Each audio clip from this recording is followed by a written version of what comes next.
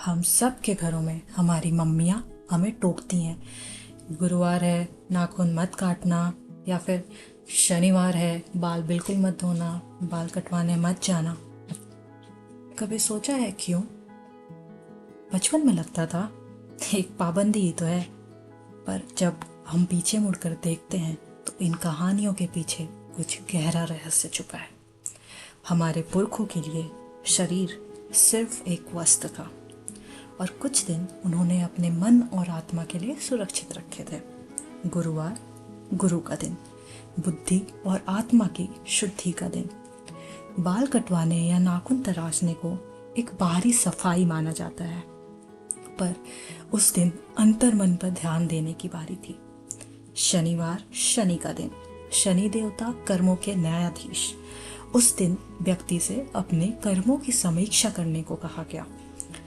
पितृपक्ष के दौरान बाल काटना या नाखून तराशना को वर्जित किया गया, क्योंकि यह समय है ध्यान और समर्पण का, उन लोगों को याद करने का जिन्होंने हमें जन्म दिया।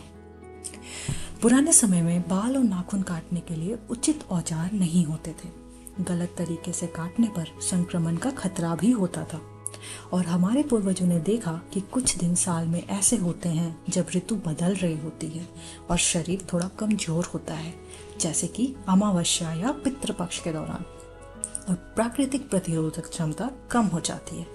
इसीलिए उन्होंने कहा कि इस दिन बाल या नाखून ना काटो, ताकि एक सुरक्षा बनी रहे। ध्यान दीजिए, गुरुवार और शनिवार वे दिन हैं जब लोगों को कहा गया था अध्ययन करो, मनन करो, कुछ अलग करो। ये दिन थे जब जीवन के बारे में सोच विचार होता था, कर्म धर्म गुरु की बात होती थी, और बाल कटवाने नाखून तराशने को प्राथमिकता नहीं दी जाती थी। अब सुनिए एक दिलचस्प कहानी। ब्रिटिश काल में जब लोग पूरे सप्ताह काम करते थे, रविवार एकमात्र छुट्टी का दिन था। तब लोग इसी दिन बाल कटवाते, नाखून तराशते। सारे नाई नाखून के काम उसी दिन किए जाते थे, और नाई भी तो इंसान है, तो जब वो पूरे हफ्ते काम करते तो हफ्ते में एक दूसरा दिन उनकी आराम की जरूरत बन गया। इसीलिए एक नई परंपरा बन गई, जब रविवार हेयर कट डे बन गया और छुट्टी का दिन गुरुवार हो गया। तो आज जब मम्मी कहें बेटा आज नाखून मत काटना, या आप सोचें इससे क्या ही फर्क पड़ जाएगा, तो एक पल के लिए रुक कर सोचिए। शायद हर सरल सी बात के पीछे सदियों की सोच, विज्ञान और आध्यात्मिकता छुपी हो। आखिर हमारी परंपराओं में कुछ खास बात तो होती ही है ना।